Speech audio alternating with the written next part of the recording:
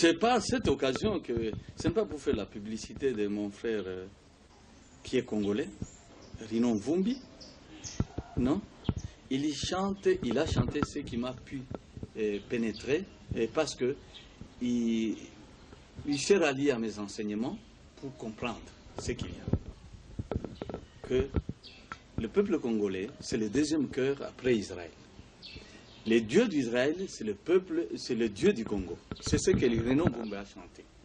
Bien qu'il n'ait pas expliqué profondément ce que j'ai expliqué. Mais ça suffit. Moi, j'aurais souhaité à l'époque, quand je disais, tous les journalistes du pays, tous les musiciens de notre pays, moi, j'aurais souhaité qu'ils se réunissent et que je leur enseigne ce qu'il faut, la manière de travailler et la manière de pouvoir chanter. Qu'on ne chante pas comme ça, à longueur de journée, aller jusqu'à se déshabiller, on est en train de maudire le pays. C'est trop grave, ça. On doit mettre fin à ça.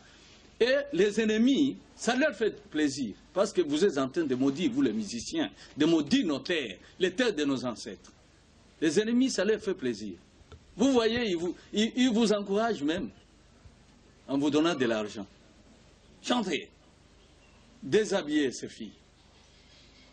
Et je vous dis, ce n'est plus le temps. Les moments sont difficiles, mais ce n'est plus le temps.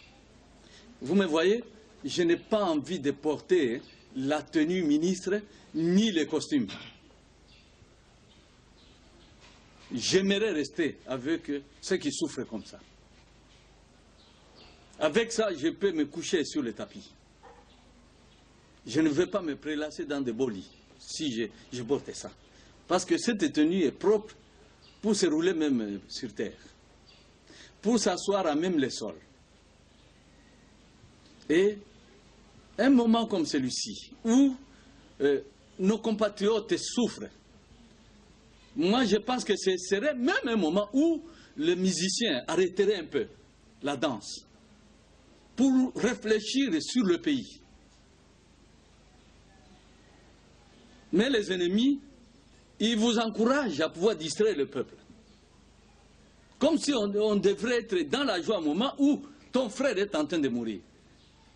Ta sœur est en train d'être violée. Donc tu vois que c'est grave, c'est ce qui me révolte.